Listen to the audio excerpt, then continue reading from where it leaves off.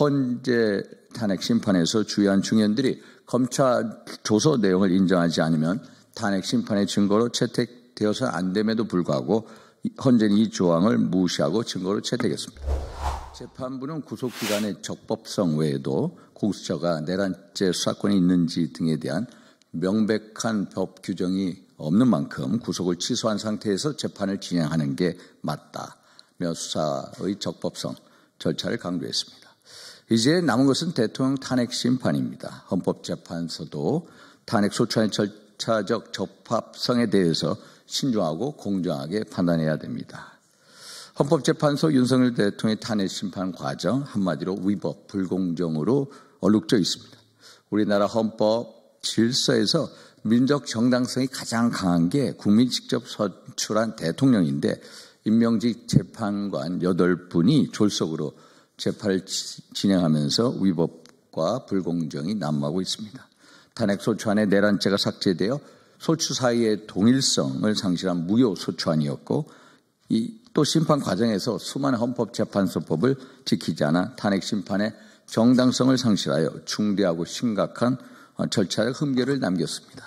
헌재법 32조, 헌재법 40조, 헌재법 51조 등을 위반했고 특히 2020년 개정된 형사소송법 312조에 의해 헌재 탄핵 심판에서 주요한 중연들이 검찰 조서 내용을 인정하지 않으면 탄핵 심판의 증거로 채택되어서 안 됨에도 불구하고 헌재는 이 조항을 무시하고 증거로 채택했습니다. 이처럼 대통령 탄핵 심판에서 헌재의 위법과 불공정은 백일하에 드러났고 사기, 내란몰이를 했던 핵심 증인의 증언 또 증거도 모두 오염되었다는 것이 확인됐습니다. 이런 경우에는 의심스러울 때는 피고인의 이익으로 하는 형사소송법상의 절차의 대원칙을 따라야 합니다.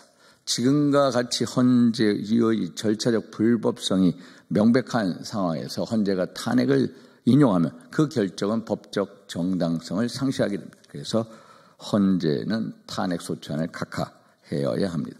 대통령 탄핵 심판은 통치권의 민족 정당성과 직결되는 기능입니다. 대한민국 통치 질서에서 가장 강력한 민족 정당성을 갖는 대통령 탄핵 사건이 졸속과 위법으로 얼룩져 역사적 오점으로 남지 않도록 평의에서 여러 절차적인 위법을 검토하여 각하 결정을 내려야 합니다. 헌재는 국민에 의한 선출된 대통령에 대한 탄핵 심판이 갖는 엄중한 의미를 잊지 말고 공정한 결정을 해야 됩니다. 사회적 혼란을 막고 대한민국의 법치를 바로 세우기 위해 윤석열 대통령 탄핵 심판 청구를 각하해야 한다는 국민들의 목소리에 귀 기울여 주십시오. 감사합니다.